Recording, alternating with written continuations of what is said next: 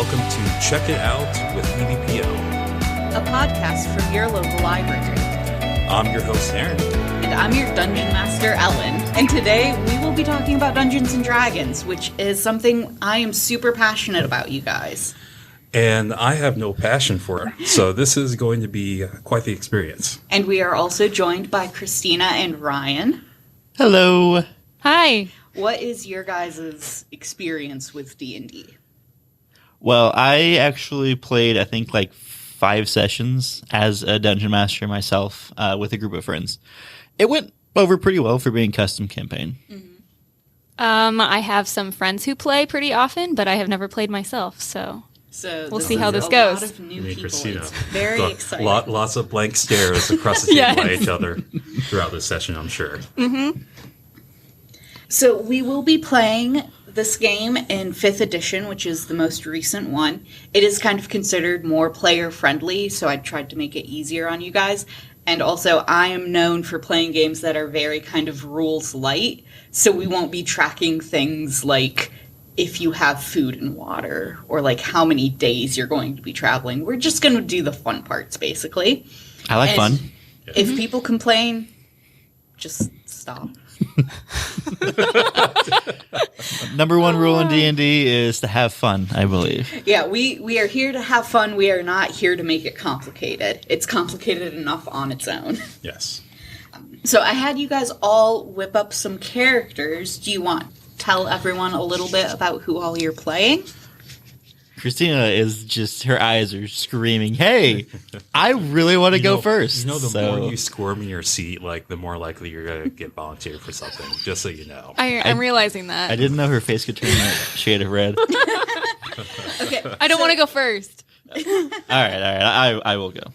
Okay, let's start with your name, your race, your class, and a little bit about yourself. All right, my name is Tim McGrow. I am a human farmer. I was born in a farm out in the middle of nowhere, and whenever I was 8, my parents died of a mysterious plague. Because I was 8, I had some experience with farm work, so I could do the work, but I needed help. Mm-hmm. So my animals helped me out. Yeah. And I can communicate with them. Because you're playing a druid, I am correct? playing a druid, exactly. I don't know I'm a druid, though. I just talk to animals and can grow things, and I've never experienced the world. So I'm in this farm, raising animals, doing my thing for like 10 years, and then a bunch of goblins come up and curse my farm, say nothing's going to grow. My animals go out in the wild, and I got to go find them, and I'm on an adventure to get my farm back, essentially. And let me just make a note that the rest of us did not do this, but Orion is currently dressed like he's ready to shoot the cover of his country album. So he's definitely more in character than we are. I've been growing this beard specifically for that reason. And the hat is just a bonus. Oh, yes. Okay, so who's next? I'll go next. All right. My character's name is Blinksy Burrick. He is a gnome, class druid. So now, druid bros. Yeah.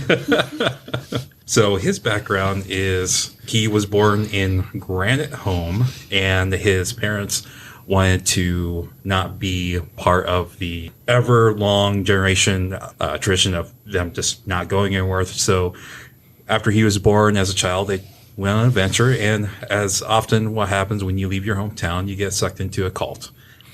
Oh, obvious. Been there, done that. Yeah.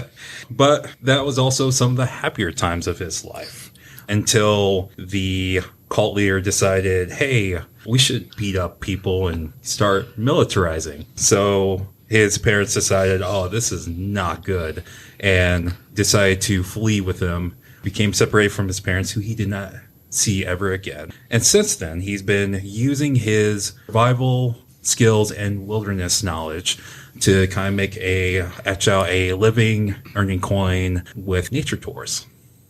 All right, so we're both orphan druids. We are. Yeah. We are very creative people. Look, sometimes classic tropes are the best for D&D, okay? We're druids because we're homeless, but we're not homeless because we're druids. Ah, yes. Now, Christina, what about All right. your character? I am playing a human sorcerer named Morless Etherkai because I dug through D&D names online until I made a beautiful combination. She is an early 20s sorcerer from a family of sorcerers and adventurers, very wealthy, big estate, all of that. And she's basically been trained and expected to be an adventurer her whole life, even though she's not really feeling that. She's more academic and prefers a quieter life, but she's going to try real hard because she just finished at university and she is out seeking adventure with all of her books packed onto her mule.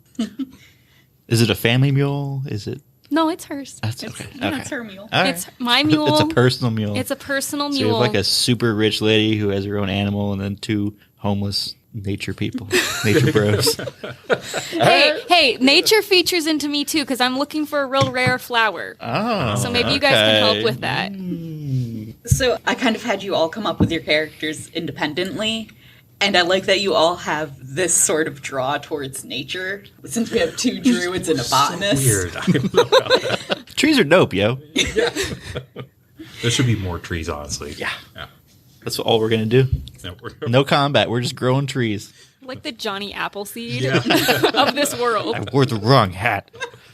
Well, I guess I should also reveal that one of my character's goal is to eventually maybe have a cult of his own, but make it the good kind. Like, Okay. He thinks he can remove all the negative stuff. Like a nature hippie commune kind of thing. Yeah. Okay. Just focus only on the positive. Yeah. There we go. Nothing could possibly go wrong. No, it never does. Do either of you two have like ultimate character goals? Tim's goal is basically to go back to the way things were because he doesn't know anything about the world. And the only thing that's ever really happened with his interactions with the world is bad things. Mm-hmm. So he just, he wants to go back to just chilling on his farm with his animals and doing farm stuff. My character's goal is she's trying to impress her family and get her portrait on the wall. Because to really be a member of her family, she has to do some great, impressive, adventurous deeds. Okay, is that where the rare plant comes into play? It does factor in, but it's Okay. kind of her own personal interest. Her family's not super into that. But it is magical, so maybe it'll do something cool. So this has to be something in like a general sense that is wowie. It doesn't have to be like, oh, I got straight A's this semester. Yeah, that no, doesn't it has to count. be something that's usually no one has ever done before. Yeah, like, I don't know. Generically, I battled this crazy dragon and won, saved a town. I don't know. All right. That's Yeah. probably Yeah. too generic. Yeah, no, But- it's fine. It'd be fine if you did that. And it's like, well, your brother, Nebuchadnezzar, already did. So that's Just brought back the head. doesn't count. Sorry, it's got to be something genuine. Yes. I will say I personally love that you're going with the fancy lady character because I've done that in the past. I played a barbarian who was a very formal lady from a well-bred family. Ooh. But everyone in her family had anger management issues. So it would send her into a rage. And she fled her home because she was so embarrassed. There's a lot of fun stuff you can do when you're not playing with the very typical, I'm always a rough and tough adventurer. Awesome. Well, I think a good contrast to it. You're of a higher class, and me and Ryan here, our characters probably have an acquired smell based on our I literally have a lack of personal hygiene in my physical description. And I'm pretty sure I'm going to be talking like Boomhauer from King of the Hill for most of Oh my this. gosh, dude, one of my factors on here with fleshing out my character spends a lot of time on personal hygiene. I didn't really think about that much, except for the fact he just picks things off the ground and eats it. Who does it? That's why it's that weird. Yeah. So I'm going to be slapping things out of your hand like, no, not food. So before we do get into any gameplay, I kind of want to know, did anyone have any issues making your character or any questions about it? I know looking at a character sheet, it's a lot of numbers, which throws a lot of people off. I mean, I feel like I don't know enough to do any harm or whatnot, so that's where I stand. Okay. So the first thing we're going to start with then, when you're looking at your character sheet, the far left-hand column, which has the large boxes with all the numbers in them. Does anyone know what those numbers mean? I do. So the +2 is the modifier to the rolls that you make for the attribute, and then the number below it is your actual attribute score, which at a certain point increases your modifiers. No, you just said +2. I did. What is that +2? +2 to strength. +2 to strength. Okay, so the top one is strength. So if we're looking at doing strong special boy things... Yes, I'm a strong special boy. You will add a +2. Does everyone else have a +2 to their strength? I have a -1. Okay. I'm the strongest. So those numbers, the plus or minus numbers, are really important because for this one, strength, say you want to do something like lift a heavy rock. Very generic. I would say you want to roll your d20, which is your 20-sided die, and add your strength modifier, and that tells us how good of a job you do at lifting the big rock. Big rocks don't stand a chance against me. You say that as you lift the rock. As the person running the game, I will have a number. Say, it's a pretty big rock. I think you need to get above a 13 to lift this big rock. So you would roll your die. Go ahead and do that. You have your dice in front of you. Oh, I'm actually... Okay, I'm lifting a rock. Yeah. Tim is going to lift this rock. I got a 13. No, you got a 13, but you also add 2. That's 15 if I do math right. Yeah, so that 15, higher than 13, you lift the rock. Now, Christina, you said your character has a -1. Yes. So if you roll your d20 to lift the same rock, you have a 12 minus 1. 11. So that does not beat my number of 13, so you do not lift the rock. I failed. Can I put down this rock yet? Yes, you can put down Thank the you, rock. thank you. And then pretty much whatever number I roll is what I get because I have no modifier. Yes, since you just have a 0 in strength, it's just the number. You don't have to add or subtract anything. Good, I'm bad at math. And going down that list, what are the other skills that we have, guys? We have dexterity, So that is things like being quick on your feet or being agile. constitution, Constitution, that stands for your health. That determines kind of how hardy you are. So if you eat something that's maybe poisonous or maybe just not good, you would check your constitution and see how you do against that. thank goodness mine is kind of high. Next one is intelligence, Intelligence is considered to be book smarts. wisdom, Wisdom is considered street smarts. and charisma. And charisma is how good you look. All right. There's other stuff for charisma as well. That means like your people skills, how good are you at winning a debate, or how good are you at lying to someone. That's going to all be charisma based. I don't know if I should be happy or sad that that's my highest. Well, you said you are Snake in the playing a grass. sorcerer, and your charisma score actually adds into how you cast your spells. Okay. You're called a charisma caster. Okay. That's So, cool. The fun way to look at it is you're good at casting spells because you're pretty. The more rational way to look at it is you're good at casting spells because you know how things work, how people work. Okay. I like it. And then next to those numbers, we have another box full of numbers. All of those are modified by the numbers in the first set of boxes. So that just kind of gets more specific. So, say you're trying to ride a horse. What kind of trick are you going to do with this horse? I'm going to dressage it Okay, in the fanciest way possible. so you're riding a very fancy horse. Oh, so the fanciest horse. I would need you to roll, let's see, acrobatics is one of the skills in that second box. Okay. And that is modified by dexterity. Mm-hmm. So you're trying to do something very delicate and precise. So I need you to roll acrobatics. And dressage is very complicated, so it's a high check. So you'll need to roll your d20 Okay. and add whatever number is next to your acrobatics. I don't know if that's a 6 or a 9 because I'm not good at reading numbers. Is there a line on it? There's a line on the bottom. That's the bottom. Okay. I got 6.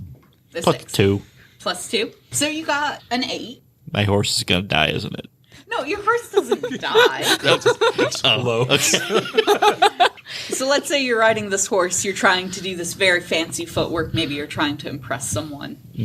Your horse trips, and you fall out of the saddle. Oh, no. So you don't get to do what you wanted to. Oh, that's unfortunate. It happens. Let's see, what other stuff do we have on your character sheet? So question on that. So I have a +1 on dexterity and a +1 on acrobatics, but if I roll for an acrobatics check, we only look at the modifier for acrobatics, right? Yes. So your skills are different from your stats. I know that's very persnickety, but your skills are just more specific. And there may be instances where your skills are better than your just plain stat numbers. And that could be because you have racial or class proficiency, which all of the stuff was calculated for you guys when you made your character sheets. Right. So as a gnome, I believe you're better with your hands, so you have dexterity modifiers that went up because of that. Yes. Yes, Yeah. I did. So that can just make those numbers different. Was there anything else on your character sheets that you guys had questions about? Saving throws. Saving throws are what happens in bad situations. So those can be different, again, because of class modifiers or race modifiers. Your saving throw is, say you're fighting something and it goes to throw you, like, off a cliff. You would roll a save and add your saving modifier to that. Okay. And you can have those for all different kind of things to, kind of stop you from dying, hurting yourself, hurting someone else, or maybe even just save embarrassment. What's armor class? So armor class is great. It's very helpful if it's higher, because that tells you how strong something has to be to hit you. Okay. So say we're in a battle and I'm playing a monster, and a dragon comes up to fight you, because it doesn't like you, because dragons don't really like anyone most of the time. And I'm going to roll to breathe fire on you. I would roll my d20, and I got a 13, and I'm sure there's some sort of modification for dragon fire, but I don't know what it is off the top of my head. So I would say, does a 13 beat your armor class? No. No. So that means the fire does not get you. Yay. So you manage to evade that attack. Okay. So you guys all should have hit points as well. Right now you're level 1, so those numbers are going to be pretty low. I will say this, if that number of hit points drops to 0, you are not dead. That's what a lot of people think. It has to get to negative whatever your top score is. So someone want to tell me how many hit points they have? I have 9. 9 hit points. So if you get to negative 9 hit points, then you're dead. Okay. But if you get to 0, you're unconscious. Okay. Which is a whole different thing. You guys did all pick your weapons when we started as well. So your weapons, what are we looking at for those? I have a scimitar. Scimitar? Scimitar, yeah. It's a sword. It's a sword, yeah. It's a fancy sword. A piratey kind of sword, right? That's it. And what information do you have down about that? Plus 3 attack bonus. Okay. Damage/type. 1d6 plus 1 slashing. Do you know what any of that means? That's what I'm waiting on you for. Okay. So say you want to attack someone with your fancy sword. You would roll your d20. Your d20 is your most important guy. And add your attack bonus. So you would add that plus 3. Okay. And then if it hits, you would roll your damage. And what does it say under your damage? It says 1d6 plus 1. So you would grab your d6, which is your normal cube-shaped dice that has 6 sides, and roll that, and then add 1. Okay. And that's how you do damage. Aaron's getting this. Gotcha. Okay. Do we have time to talk about spells, or is that something you want? Oh, we should definitely talk about spells, because you're all spellcasters. Yeah. So since you two are druids, let's start with that. How many spells do you have at level 1? A lot more than I thought. How many spell slots do you have at level 1? 2. 2, okay. So you can cast 2 spells before you need to rest. Okay. Now, this only counts for spells that have, like, a level number. Do you see something at the top that says cantrips? Yes, and I think I understand that. So that's... No, I don't. Go ahead. Okay, so cantrips are spells that are very easy to cast. They don't take up as much energy is kind of a way you could think of it, so you can cast them, like, as many times as you want. Right, because the in-universe canon, you're so proficient at those. Yeah. And then once you get to the leveled spells, those are harder, they're more time-consuming or more energy-dependent. So you can only, right now, cast 2 before you need to rest to regain those. Okay. Did you have any spells that you guys want to talk about as druids? Do you see any good ones, Aaron? I mean, I'm definitely going with Animal Friendship. because they're my bros. I like that one too. The create or destroy water is interesting because what's the limit on that? Like, we're made up of like a good chunk of water, so could I destroy water and that person just melts? Are you already thinking about murder? Or destroy water, That's I know so that. violent. D&D. I believe you can do 10 gallons of water. Okay. And it means free-flowing water that you can see or that you make. Water part of a biological system. Gotcha. Yeah. You're not a water bender. That, and I know fairy fire is kind of basically like illuminate things with that. Yeah. Whoops. Good berry. Good berry is like a healing one. So, what? What, Ryan? What? Welcome to Goodberry. Home with a Goodberry. Can I take your order? I was thinking that too. So that's more or less right, though. Because essentially you can just magic up some good berries that will help heal you. But you got to eat them out of my hand. I'm going to stroke your mane like a horse and say, good Aaron. So my understanding is that we have access to all of these spells. We just have to memorize them. Yeah. So typically what happens is you have a number of spells that you know, and those are going to be the ones written down on your spell sheet. Yeah. But then you can only cast however many you have slots for. Yeah. So you don't have like infinite access to every spell ever. Can I cast the same one twice? Yes, you can do that. Right. I'm going to speak with so many animals. And as you go up, you get more access to like more powerful spells, and there's more powerful stuff you can do without using spell slots. It's just when you're first level, you're like kind of a normal person. All right. So, since it's a long list of spells, do we pick 2 and then those are our main 2, or can we have after the rest we can have select 2 different ones to cast? So we'll check the player's handbook on that, but there's like a number of spells you're allowed to know. Okay. So those are the ones you know, but then you can only cast 2 of them before you rest. Gotcha. Yeah. Christina is a charisma casting character. What do you guys use to cast your spells? Wisdom. Same here. Because you told me to. Except for my character sheet at first, I was just like, I mean, if you want to have a useless character, sure, by all means. Say that. No, she did not. So, druids use wisdom to cast spells, Yeah. and you sent me a character sheet that I believe had a 0 or a -1 for wisdom. I didn't know what I was Your doing. berries are going to be gross. It's like, hey guys, I made my berries, and everyone's just like, no. But it's fine. You didn't know that. Yeah. I believe what I said. Can have a lot of fun if you're playing a character who's inherently bad at what they're supposed to be good at.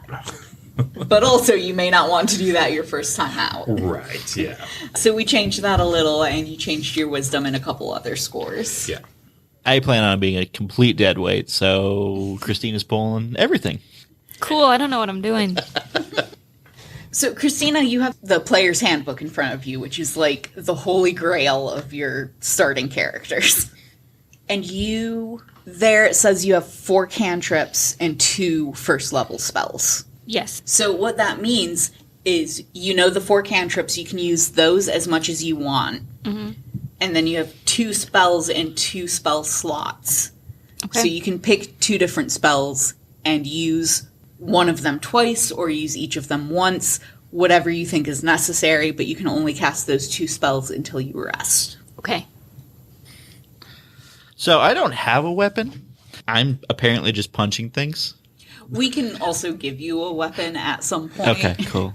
Probably a shovel. I think a shovel would be a good idea. Yeah. Well, you get the shovel and you try it out a few times and you're like, no. This ain't cutting it. And you just discard it with disgust and go back to the disgust. This is way better. So I did say we're doing kind of a rules light 5th edition play. We can give you a shovel and we can figure out like what sort of damage that would do, either by finding something comparable, maybe like a spear, if it's a sharp shovel, or a club. I definitely bludgeon people with that shovel. Yeah. Though I wouldn't, because I don't want to murder people like Aaron does. Well, there are questions that need to be answered sometimes.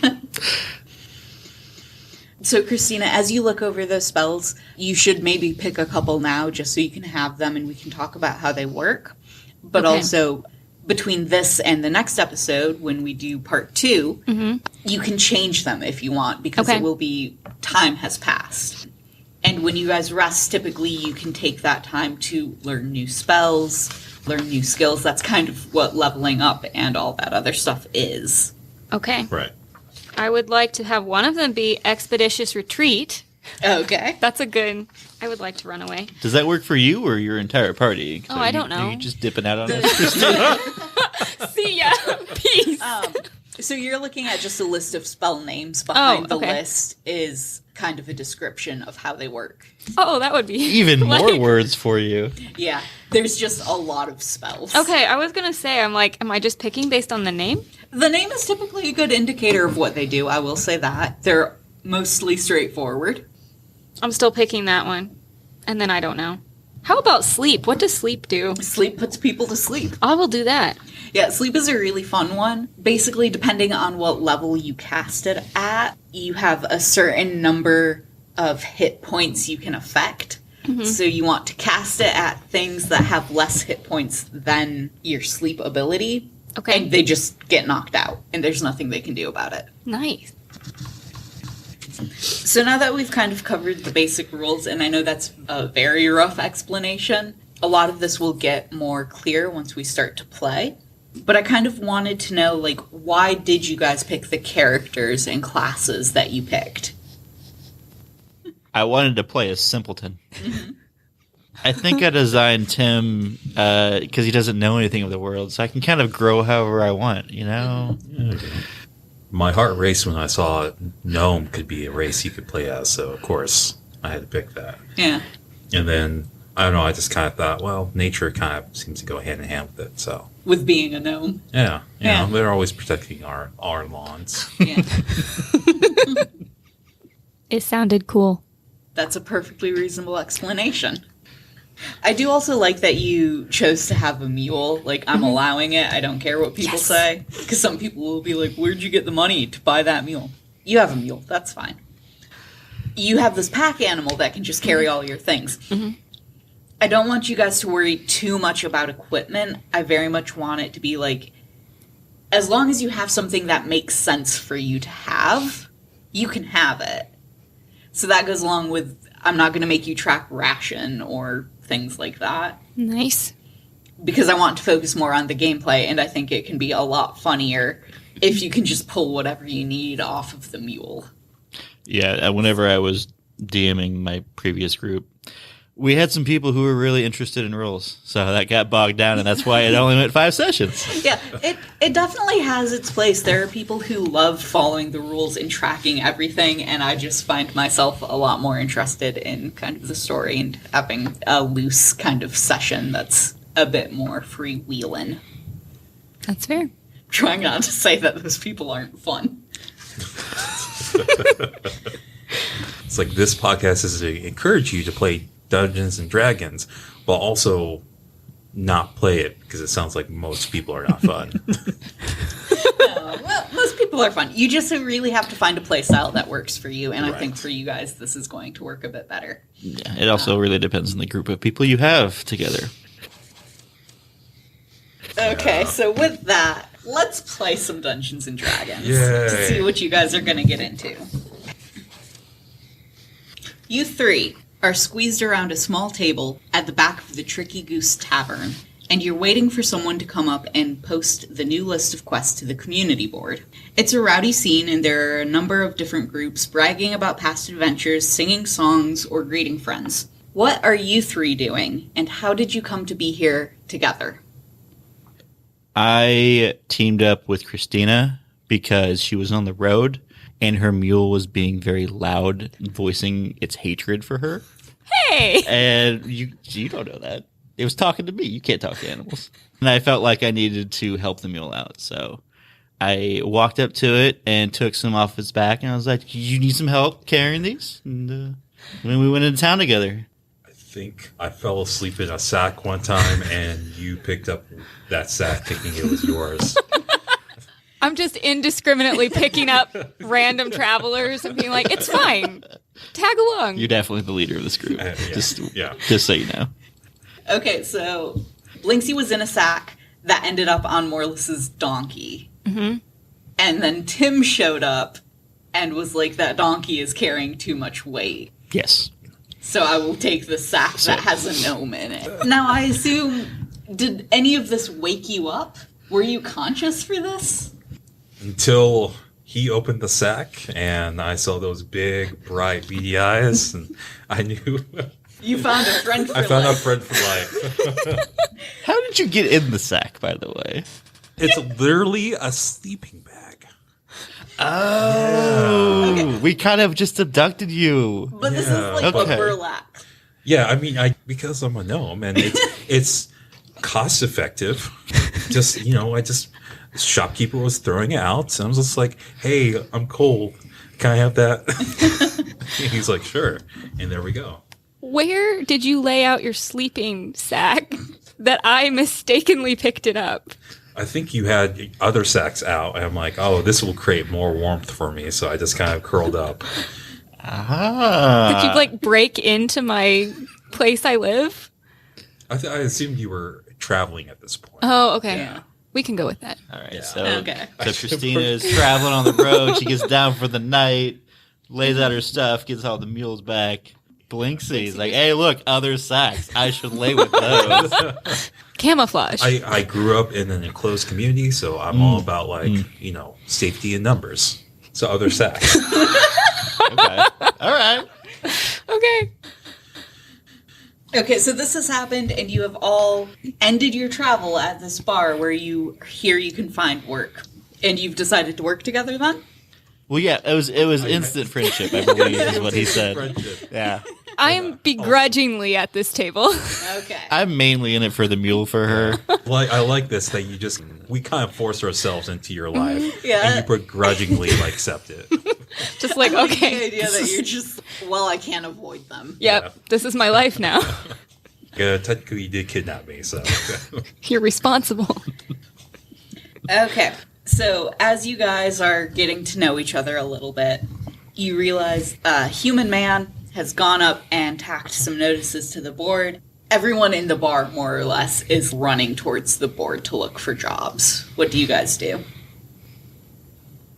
Dang old Tavern man, post something on board. more or less. Hey, it's gonna take me like 10 minutes to get over there. Can you go scope that out? I believe I'm going to wait until after the crush of people. Man, they all request. It's going to take more to get up there, man. Very well said, my friend. Yes, what he said. I have no idea what you said. It's working. I feel like you have to use some type of language spell to decipher what you say. She doesn't know speak with animals, sir. That's only for druids. Okay, I will say, though, you are a human, and we do need you to be able to communicate with the rest of your party. It's going to take a real long time if we can't talk to you. You can talk. You just got to figure it out, you know? Just go with it. I decide to take it into my own hands because apparently no one can understand what the heck I'm saying. Perfect. And I muscle through the crowd to check out the post board. What I need you to do is make an athletics check. Oh, I'm a very athletic boy. Am I rolling for it? Yes. Okay. A check always means you're rolling a d20 and adding the relevant modifier. Okay. Athletics. Athletics. I got a 14. Woo. Okay, so that is strong enough. You push your way through to the front, and two of the postings seem to stand out to you. There is one that very large letters at the top just says Bullywog Overpopulation, and another one that is written in some very nice flowy handwriting that says Help Needed at Candlekeep Library. The fancy one seems like I wouldn't be able to read it, so I just take the other one.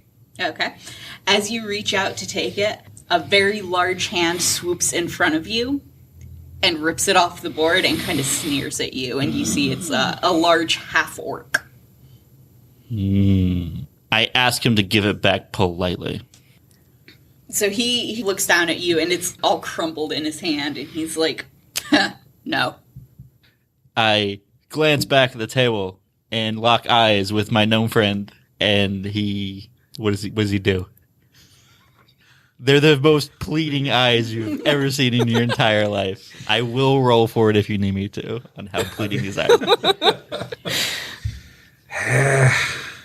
I'll be right back. So I hop off the table and I'm able to navigate my way through all the legs. Yeah, I'll say you can do that. You have a buddy up there. Okay, I have a buddy, yeah. I didn't know if I have to roll for it. I come up and I look up and I tug on the lower part of your attacker's shirt. And I say, listen, pal, he will mess you up. You don't want to do anything stupid. Yeah, man, don't mess with us. So, Aaron, I would like Blinksy to roll a persuasion check. Okay. So you were trying to persuade this guy that your friend can beat him up. All right, so persuasion. Take one. Okay, that's good. Oh, don't. I got 14, so it's actually 13. He looks very far down at you. Being a half-orc, he's very tall. He looks a little bit up at your friend, and he looks over to the table where he sees Morless. He says, you can't beat me up, but I do think you could help me with something else. And he kind of heads over towards your table. Okay, rude, but all right. I say we follow him. So Morless, a large half-orc, has just sat down across from you. Do you say anything? More like I lean around him to look at them and go, what? Okay, what's up, guys? Following him back to the I table? threatened him, and now he's here. I don't know what's happening. I'm going to defer to you in this situation. Now look, you can stop talking. You're just talking nonsense. That's fair. The three of you look like discerning individuals. Am I correct? Sure. Even if you're not, I think you can handle this. Now, I have an item that was left for me at a cave near here. If you can go get that for me for personal reasons, I cannot. I will give you this here quest. So we have to go on a quest to earn this quest. Think of it more like an errand. I need you to pick up some milk, basically. Give us a second. Let's go talk about it over yonder. And I would like to get up from the table and bring my companions with me while we discuss this orc's offer. As you walk away, he's going to shout over to you, you know, this quest is worth some good gold. I'll give it to you if you run my errand for me. I kind of want to be impulsive. Of course you do. She was reaching it out. I want to grab it from him and book it. I mean, you know, I'm a follower, so. All right. Yeah. As he's brandishing the quest towards me, I try and yank it out of his hand. Okay. Roll sleight of hand. Oh, no. Okay, never mind. It's not that bad. Uh-oh. 4. A 4? Okay. He just kind of lifts it above his head, and he's like, you haven't been in the game very long, have you?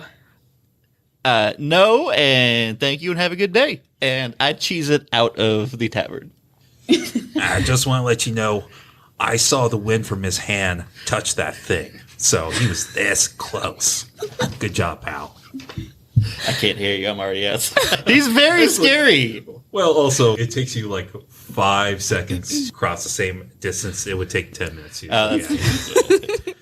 Can I go back and talk to him and get some more information before? Sure. Okay. So what do you want to ask this half-orc? I would like to know how dangerous this errand is. Piece of cake. Newbies like you, this is going to be perfect. This is going to get you ready for a real, serious mission. How long would it take for us to undertake something like this? See, I think the cave is about 2 hours walk from here. You start tomorrow morning, you'll be back before nightfall. And what or who is preventing you from running your own errand? He looks kind of bashful. He's like, no, look, it's personal. And he's kind of like tapping his fingers. I'm like and, real curious, guys. Squirming around. You're on your own here. I'm doing something outside. I mean, I'm literally going to come grab you guys. Well, I'm still around because, like, I'm shy back. Have we heard? Do we have the job? It's literally taken me 20 minutes to follow him out the door. Okay, one final question. What exactly do you want us to retrieve for you? It's a small wooden chest, and it's very fragile. Okay, against my better judgment, we're in. Okay. So he's going to sit down at the table, and he's like, do you want to go get your friends, let them know, and I'll draw you up a map for the place you need to head to. All right. I come get you first, because you still haven't made it out the door. I don't like changing direction. Like, I'm committed to this direction. Okay, fine. Then I stick my head out the door and holler, hey, Tim. Watch your step. I'm digging a hole. He's going to step in it, and I'm going to yank it from his hand. Hey, is he digging a hole? Tell him that's cool. I'm not sure that that's a great plan. He's back at the table if you want to join us. Are you just digging a hole, like, directly in front of the door? Pretty close to it. I didn't think it through. I have an intelligence modifier of -1, guys. All right? My plans are not well thought out. As you're having this discussion, someone who was in the bar, not looking for quests, just drunken revelry, he stumbles on out and trips in your hole. Just into the dirt. I cheese into the woods. I'm out of here, guys.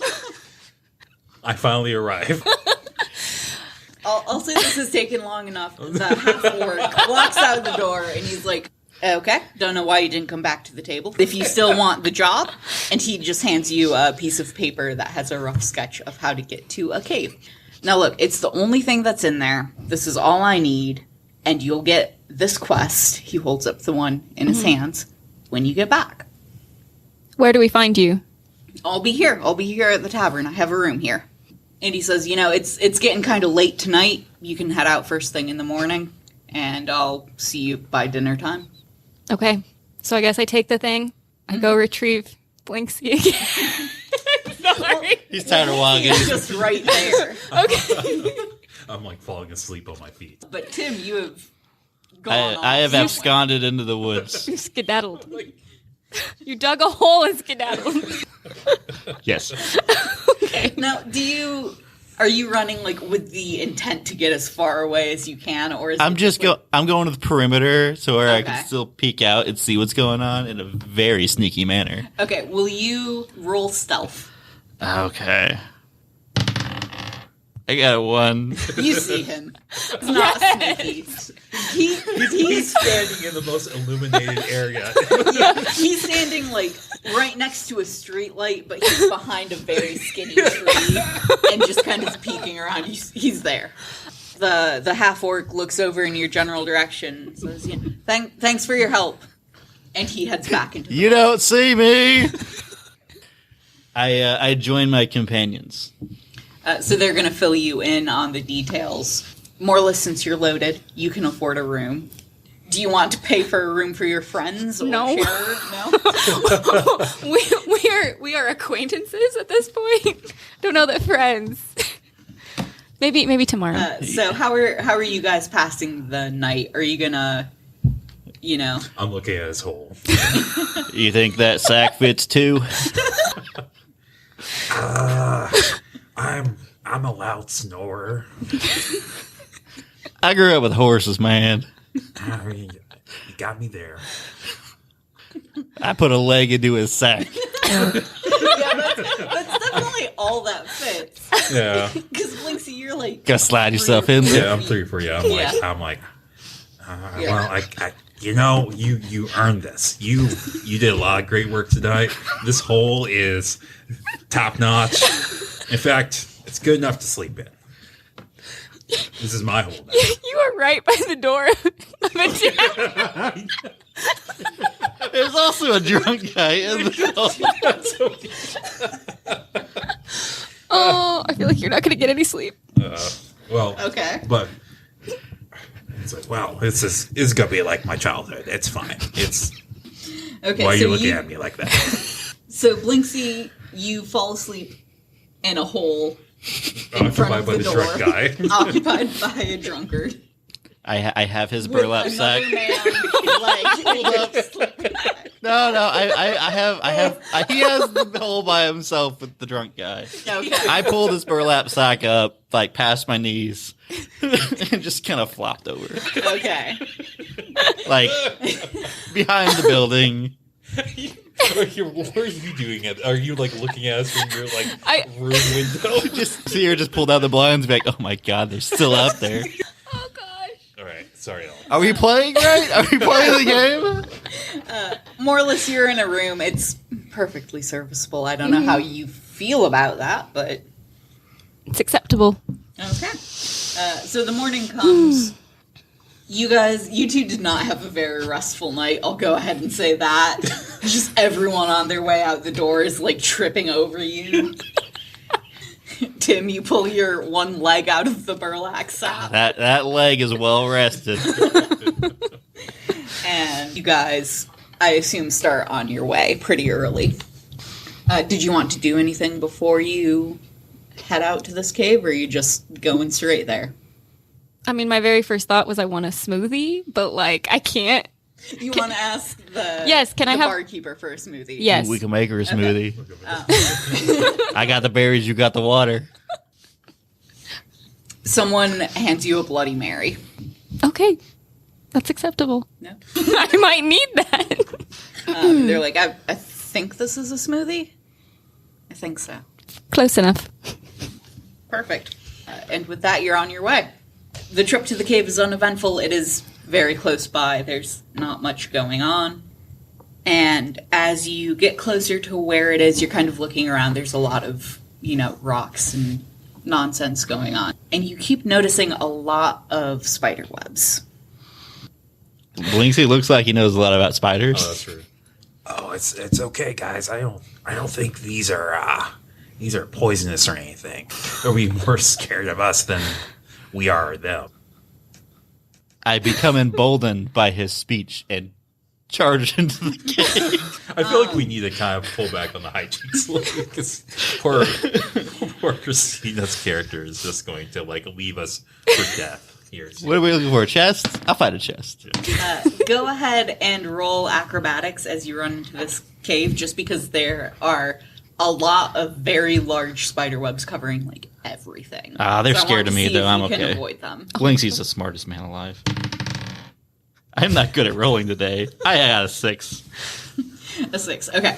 You run into the cave and you are just kind of stuck in a spider web that covers the entirety of the cave. That's a big spider web. I step in, brandishing my fancy sword. Okay. And I swipe at the webs. So so there is daylight behind you, but the cave itself is very dark. There's nothing in here but spider webs. So how far do you make it into the cave? Not very far, but like looking forward, you can't really see much because the spider webs are kind of catching the light and blocking it from blocking your view. So I have a torch on me. Mm-hmm. So I light that up with my tinderbox. Do I need to perfect. roll for that? Or? Nah, you're good. Okay, good. And using the light from the torch, I can guide my sword so I don't turn him into a gnome, which there's nothing wrong with that. It's painful. And I go to strike at the cobwebs. Okay. You can do that pretty easily. I mean, it is spider web and you're using a sword. All right. I have to kind of jump to get around the head. Stop moving. Are you venturing into the cave or are you kind of hanging back? I'm definitely hanging back. Okay. He just got stuck in a spider web. So I need the two of you in the cave to roll perception. Ooh. And more or less, I need you to roll perception at disadvantage, which means you need to roll 2 times and take the lower number. Okay. I got 10. I got a 4 plus 2, that's 6. I got a 4. It's just a 4. Okay. You're chilling. You think they have this. Okay. You think the boys are doing fine. Mm-hmm. Maybe not fine, but you're not going to involve yourself, basically. I'll get involved when I hear screams. Okay. Tim, stuck in a web. I got freed. You're partially free. Okay. We're in the process. In the process. We're processing. I was thinking there might be something, so I was looking around. You notice that the part of the web that he has not yet cut is kind of moving just a little bit. And Does an 11 beat your armor class? No. Okay. Almost too fast to see, a spider snaps out. And this spider is not like a little guy. The spider is probably twice as big as you. And at the very last second, you see him and kind of like dart your head away. And his jaws clamp down in a massive bite right where your head was. They don't seem to be very scared of us, Blinksy. And I need you all to now roll initiative. All right. So once again, you're going to roll your d20, and you should have something towards the top of your page that says what you add to that. Yes. Okay. 20. Natural 20. 7. 16. Okay. Plus 1 is 17. Morless, you hear the scream. Oh no. I don't know if you're aware of it or not aware, but you screamed very loudly when this happened. And Morless is the first to act. So what would you like to do? Throw my smoothie at the spider. No. I set down my drink very gently. What should I do? I have a crossbow, guys. How close is that spider to me? I mean, its mouth is where your head just was, so it's very It's close. very close. I'm a good shot.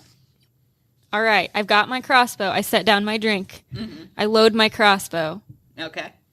And I fire very close, but past his head towards the spider. Okay, so you are aiming for the part of the spider that is near his head, though. Yes, I am. Okay. That might end very bad. I'm just looking up in horror. Okay. So you'll roll your d20 and add your crossbow attack bonus. Okay. Okay, 13. That's a pretty good shot. Oh. So 17? 17 will hit. What damage do you do? Okay, it says 1d8 plus 2. Yeah, a d8 is pretty strong. So you found your d8. Yes. Roll it. So 5? 3 plus 2. Yes, so It's 5. So you did 5 points of damage. The spider is unhappy about this, but it can't do anything yet. Tim, it is your turn. Talk to the spider. You are still partially stuck in this web. There's a spider very close to your face that has just been hit by an arrow. I take my shovel off my back and I whack it in the head. Okay. You might not like it. So I do want to know, while we're figuring out stats for this, how big is your shovel? It's my farming shovel, so it's as tall as me. It's a 6 foot long shovel with a 2 foot long head. Okay, so that's more specific than I needed. Sweet. Do you want this to be your main weapon? Oh yeah. Okay, we're going to say that your shovel is a great club, so I need you to write this down. Okay, great club. Writing. It is 1d8 of damage, and we'll say you're proficient in it, so your attack bonus is whatever it says your proficiency bonus is, which should be at the top of the page somewhere. +2. +2, okay.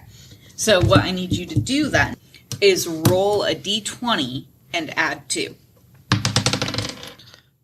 I got a 1. Sorry, Blinksy.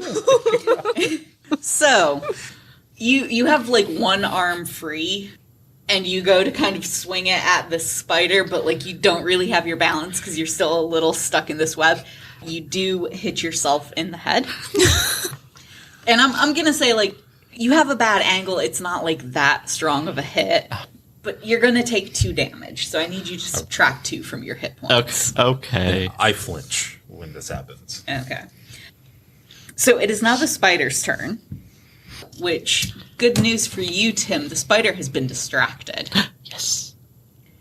Distracted by me smacking myself in the face. Distracted by the arrow that someone just shot at him. That's a better reason. Wait, when do I go? So, do I go after the spider then? Yeah, you go after the spider. The spider rolled better than you. Okay, gotcha. So, Morless, a spider is heading towards you, and it's a little discombobulated. It got a natural 1.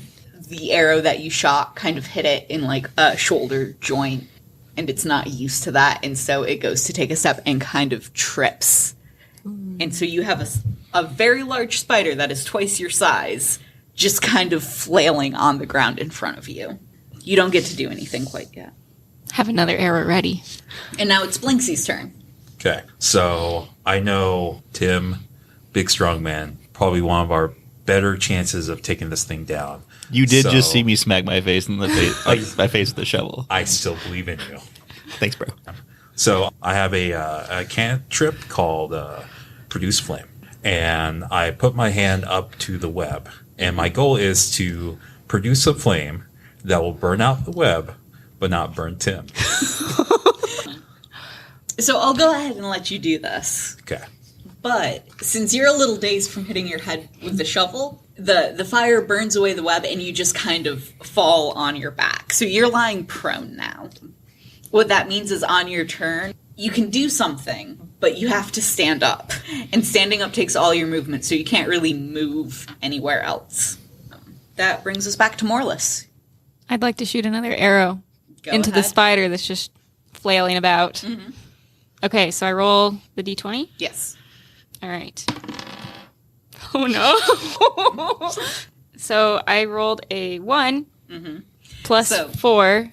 The thing is, you rolled a natural 1. You don't get to add anything to it. A natural 1 is not a good thing. I'm realizing that. You go hit yourself with a crossbow. Here's what I'll say. You go, you pull back, and you take kind of a step back to ready your arrow to get it set. Mm-hmm. And you knock over your drink. No! And in doing so, you turn around to see like what you stepped on, and you fire your crossbow just like off wildly into the woods. Tim, it's your turn. Is it going to take my turn if I just want to take a quick look around and see if there's any more spiders? No, you can look around. Okay. And I'll tell you this, there are not. And you have the torch, so you can see a chest just sitting kind of back behind the spider webs. But I'm on my tummy. I can't really move. I want to chuck my shovel at the spider. Okay. So I stand up, and I take my giant shovel, and I chuck it with all my strength. Okay, go ahead and roll a d20. All right. And you're going to add that attack bonus. Come on, shovel. I got a 9 plus 2. You throw your shovel. It's closer to the spider now. Good, that'll help later. Do you want to stand up? I stood up first. Okay, you stood up first. So you're standing, you threw your shovel. I wasn't going to throw a shovel while laying on my tummy. It just kind of lands near the spider. Excellent. And it's now the spider's turn. So the spider is going to stand up. Oh, I hope he doesn't pick up the shovel.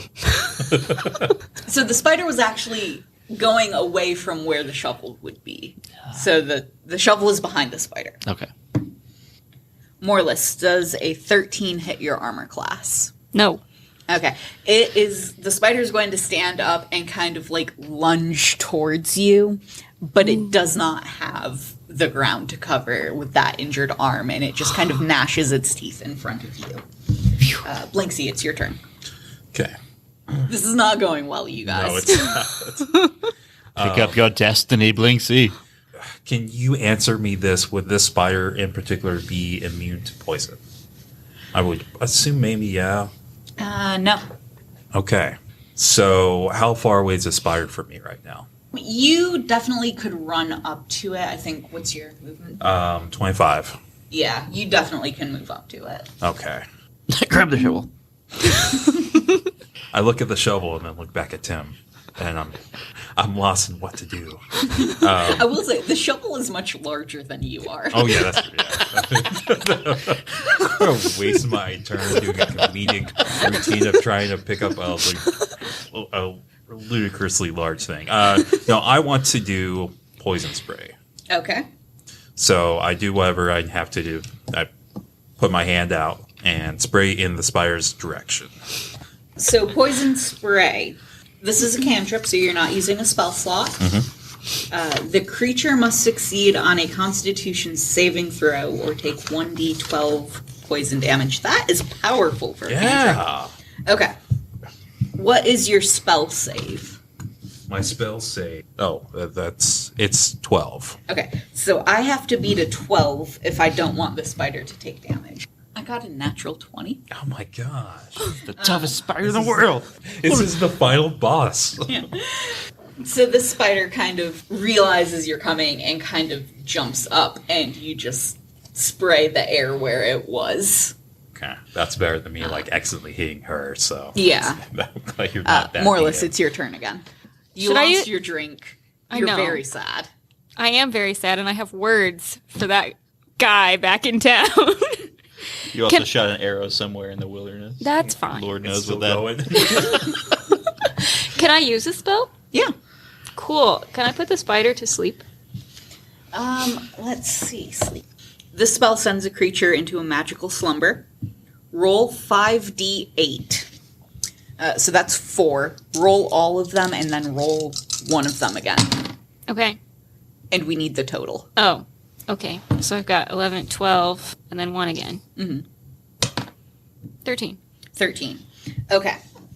So you can knock out 13 hit points worth of characters, which unfortunately the spider has more hit points than that. Of course it does. So your spell does nothing. Try Tim, guys. it's your turn. Talk to the spider. He's really mad at me. We did try to kill him Fair, he's 3 more times, mad at Morless now. Yes. Think of all the things I've tried to do to him. He tried to poison him. All you did was Yeah, he thought you were dinner. He thought Morless was going to kill him. Mm-hmm. I'm going to kick my shovel at it. Okay, hold on. Because you can run up and grab the shovel. You want to run up and kick the shovel. What's better, guys? This is a very he's never been in a fight before. Nah, I'm not going to explain it. Okay, instead, I'm going to jump on the spider's back and grapple it. Okay. Better than kicking a shovel, guys. So you're trying to put a spider into a headlock. Yes, I'm going to get all up in it and just, how big is the spider? twice as big as you. That might be a good idea, guys. You have one more chance. Is there something else you want to do? Or are you going to stick with it? Yeah, let's go with a headlock. It sounds like a good idea. Okay, I just So stare at this whole thing dumbfounded. Are going to have a strength contest. I need you to roll athletics. All right, I am a strong boy. Is also going to roll athletics. I got this, guys. I got a 5. The spider got a 17. Uh-oh, guys. I assumed it was higher than 5. So you go to jump on the spider's back, and it just kind of wiggles a little, and you fall off. I tried. You're right next to your shovel, though. I'll give you that. Yes. The truth. Plan. And the spider is going to turn around and look at you. Yeah. I'm who's the threat now, more or less. Keep telling yourself that. Give him a thumbs up from the cave. Does a 16 hit? Uh-oh, yes it does. Okay. You are going to take 3 points of damage as the spider bites you. Oh.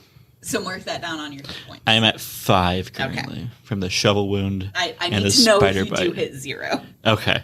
Blinksy, it's your turn. You have just witnessed this. I'm just kind of in awe of the situation we're in and how we just keep making it exceedingly worse. And then I kind of snap out of it and I cast Entangle. Oh, yes. Okay. So you cast Entangle. Grasping weeds and vines sprout from the ground in a 20-foot square area, starting at a point you can see. Uh-oh. So this is going to catch both of you and the spider. You're fine. Oh, yeah. Yeah, you're fine. I mean, you guys weren't doing good, so this is better. Spotted us into a big mass of weeds and spider and people. But is everyone immobile now, or are they just? We have to check on that. Shoot. So Morless, Tim, and the spider all need to make a strength check, and we need to beat your spell save. Spider got a natural 1. The spider cannot move. All right. Okay, my spell save is 12. So come on, guys, this is where you bring out the big guns. I got a 20. I got 16. Yes. Okay. So you guys are both free to move. You kind of stumble over the vines and get out of there. Yes. The spider is trapped. Yes. Morless, it is your turn. I walk into the cave and get the chest. Okay. Tim, what would you like to do? Okay, my shovel is on the ground next to me. Mm-hmm. I am going to grasp it with 2 hands, stare down that entangled spider, and slam it as hard as I can. Okay, roll and attack. I got a 20 natural. Yes. Okay, So if you roll a natural 20 on your attack, you get to do double damage. So roll that D8, but roll it 2 times. And you want to add the numbers together. Got a 7. And a 4. And my proficiency are +2. Okay, the spider is not looking too hot, but its turn is next, and it is trying really hard to break free of the vines, and you think if you hang around for much longer, it's going to get itself free and be very angry. Blinksy, it's your turn. Come on, Blinksy, bring it home. Morless, you did run past Blinksy, so you know she is, like, in the cave getting the thing, getting the chest. So I think I want to attack the spider and try to finish it off. Okay. Can I do a spell and an attack, or no? No. Okay, that's about that. So I'm just going to attack with my sword and aim right for his head. Okay, go ahead and roll that attack. That's 12. So +3, that's 15. Okay, so that is going to hit. Go ahead and roll your damage. That is a 5 +1, so it's a 6. The spider is still alive, but it is looking very bad. It's the toughest spider alive. Morless, what are you doing? You have the chest. Throw it at the spider. They said it was fragile. Yeah, Oh. yeah, the chest that you know is fragile. I forgot that. I'm so glad you picked it up. That's why I rushed into the cave. Oh my- Okay. You're What would gentle you like to carrying do on me your down. turn? You have this very fragile chest. It seems fine. It's made of wood. Like, it's Okay. a little bulky and unwieldy, but it's not, like, especially heavy. As I'm walking out of the cave carrying, my hands are occupied. I can't shoot him, so I just kind of like kick the spider in passing. So you're gonna roll an unarmed strike. Go ahead and just roll me a d20 and add your athletics. Are you proficient with your legs? I really hope this kills the spider. Okay, I got 13. Wait, Plus did your you- athletics. athletics. I got 12. You kick a vine next to the spider. Tim, it's your turn. Can I do a duo thing with Oh, Blinksy? I want to pick you up and jump on the spider with you. I'll say you can do that, but the spider goes between your 2 turns. So you would have to prep that. That's and a then bad idea. Throw me You and then can he throw opens his him on mouth. Blinksy's turn. I've had a lot of bad ideas this time. Wait, I have spells. I'm going to smack it still. I'm going to smack with my shovel. It's been working out so well so far. It did. Last turn was amazing. I got a 12 +2. Okay, that is going to hit. Roll your damage. Yes. So good with the shovel. I got 8. This spider is super dead now. Woo! More or less, you come out of the cave very gingerly carrying thing, failing to kick the spider on your way past. I tried. I feel like I carried that, guys. Come on. You guys get it. There doesn't seem to be anything else coming out of the cave or any surrounding areas. What do you want to do? I want to look at the cave or anything else. There is nothing else. It's spider webs and rocks. Can I carry some spider webs with me? You can. Yes. I want to make a new sleeping bag for Blinksy out of spider webs. Oh, I'm already on my way back to town. Like, I don't even. we're so cave like having this room. I'm like, I got the box. I'm going. See ya. Hey, I feel like we're missing someone. Oh, the chest! Cheese it! Okay, so I assume you head back to the tavern too, unless. Yes. Okay. So you get there, it's a little bit before dinner time. You did this very efficiently, you guys. Despite what it seems like. Oh, we could have eaten the For spider. us, I feel like it was.